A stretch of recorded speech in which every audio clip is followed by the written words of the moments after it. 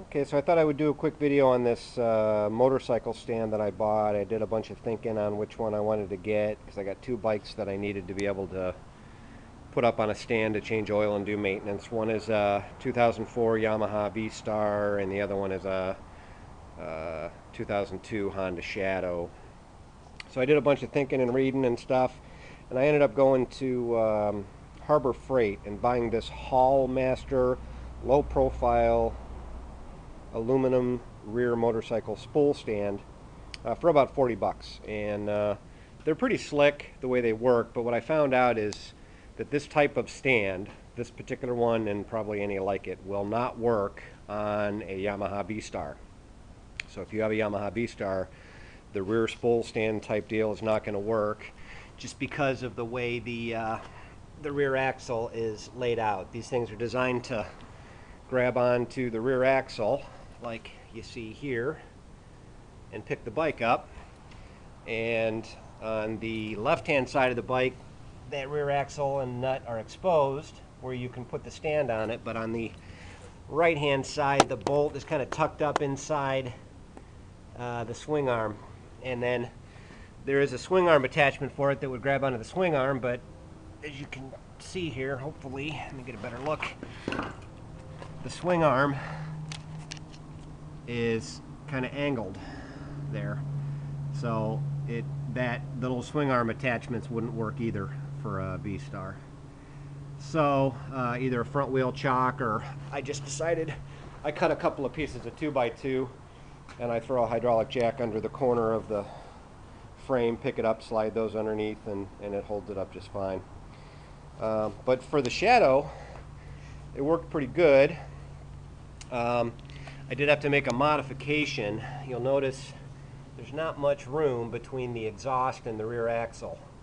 And this stand, if you look at this side, the piece that actually grabs onto the axle is adjustable. It's got some length to it, and when that's all the way in, it sticks out on this side. It didn't fit between the axle and the exhaust, but I cut that piece so that it didn't extend beyond this block here, right here, and then it was able to fit between the exhaust and the axle, and the little clip grabbed onto the axle bolt and it picked it up just fine.